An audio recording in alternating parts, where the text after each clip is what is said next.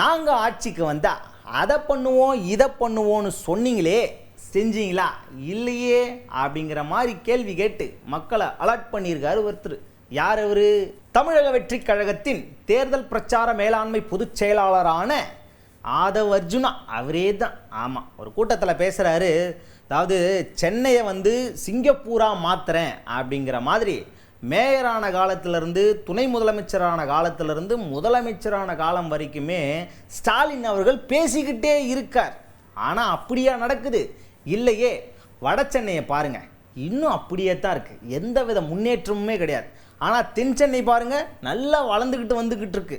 இதெல்லாம் ஒரு கண்ணில் வெண்ணையும் இன்னொரு கண்ணில் சுண்ணாம்பும் தடவர மாதிரி இல்லை. இதெல்லாம் மக்களான நீங்கள் தான் பார்க்கணும், பார்த்து முழிச்சிக்கணும். இவங்க எல்லாம் சொல்கிறதையா செய்கிறாங்க, அவங்க இஷ்டத்துக்கு ஒன்று செஞ்சுக்கிட்டு இருக்காங்க. நீங்கள்லாம் தெளிவாக யோசித்து ஒரு முடிவெடுங்க அப்படிங்கிற மாதிரி மக்களை அலர்ட் பண்ணி பேசியிருக்காரு ஆதவ் அர்ஜுனா அவர்கள். வட சென்னைக்குள்ள பெரும்பாலும் சேரிகளும் ஸ்லம்ஸும் மட்டும்தான் இருக்கும்.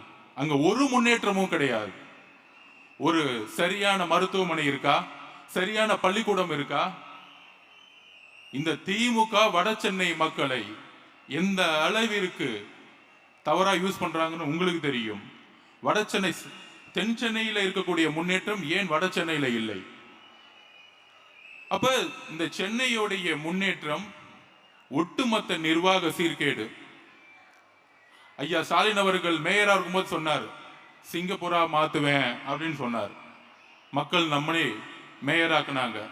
அடுத்து துணை முதலமைச்சர் ஆனார். இல்ல இந்த சென்னையை சிங்கப்பூரா மாக்குவேன்னு சொன்னார். அடுத்தது ஐயா ஸ்டாலின் அவர்களே, இன்னைக்கு நீங்க முதலமைச்சராகவும் ஆயிட்டீங்க.